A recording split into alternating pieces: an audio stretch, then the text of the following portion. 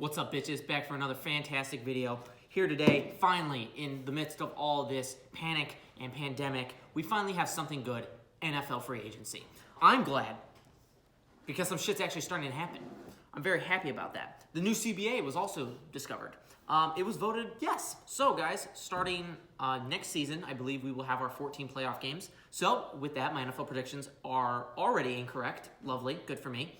And the 17 games, I believe, are going to start the next season after.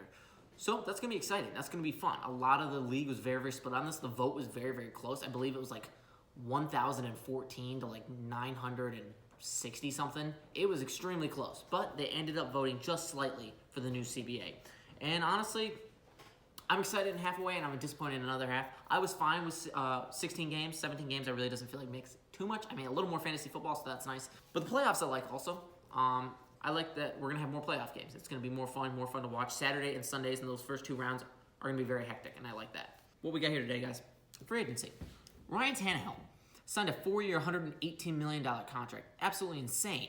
I can't believe he was making that much money, but he is. I'm glad we waited this long. I'm not really, because I'm actually, in reality, depressed as fuck about everything being destroyed and canceled. But the reason and why we waited this long to send out a video now gave me time for the new things to pop up.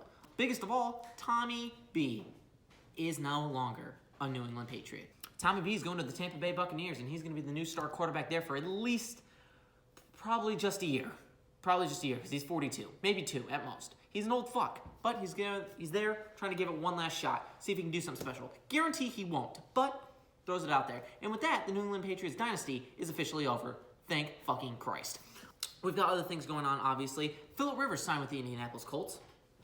Pretty exciting. I thought he was dead, to be honest. I thought he went to Florida like every other old person and retired. Apparently, he did not. Cam Newton's getting a lot of drama also as well right now, because in reality, they want him gone. They didn't say they wanted him gone, but they want him gone. They said, oh, we're allowing Cam to go out for a trade. And then Cam said, fuck you, you little cunts. You pieces of shit. I never said this. You forced this on me. And now that's where they're at. Drew Brees signed a 2-year, $50 million deal with the New Orleans Saints. Thought he was going to retire? Psych, bitch. He's back for another 2 years. Teddy B signed with the Carolina Panthers, and that's where all this shit came from, where it all started. More importantly, though, Taysom Hill is still on the block. Crazy. I'm just kidding. He'll probably go back to New Orleans and be a backup there. Just really a lot of signings have been going on, a lot of crazy stuff. Javon Hargrave gone from the Pittsburgh Steelers. That makes me desperately sad, but I also know we didn't have any money, so it kind of had to happen. A lot of franchise tags happened. Most importantly of all, though, Dak Prescott got the franchise tag because he is not worth $35 million. He is not worth $30 million. He is not worth $25 million. Hell, I barely think he's even worth $20 million.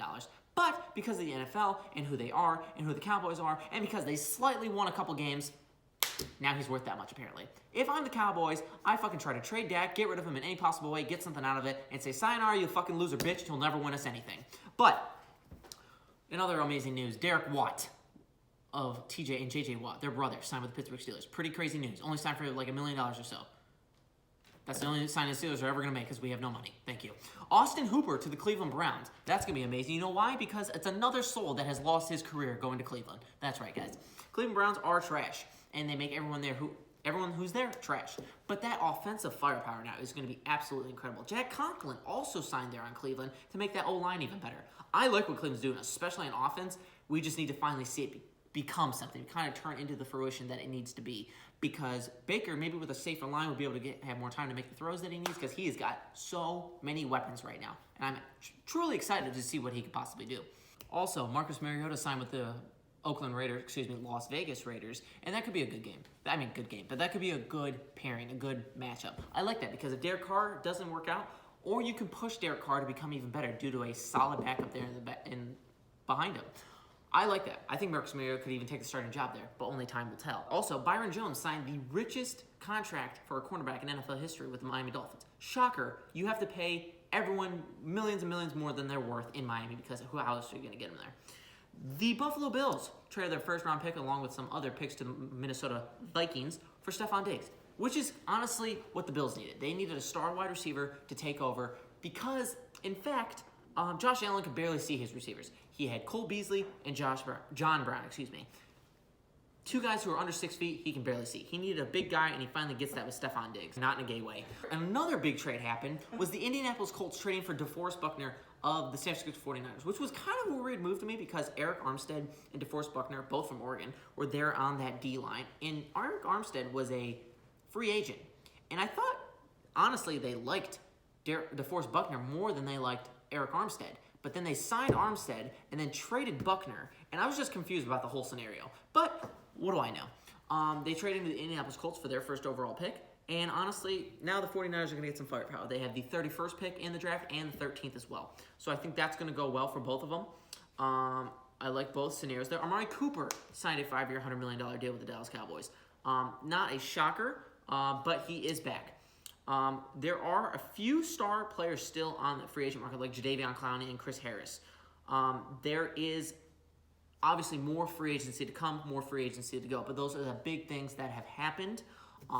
With our next videos next week, because free agency happens so quickly, we'll probably be able to hit on every single thing that happens, and we'll be able to keep up to date about everything in the NFL. And we will see you all next video.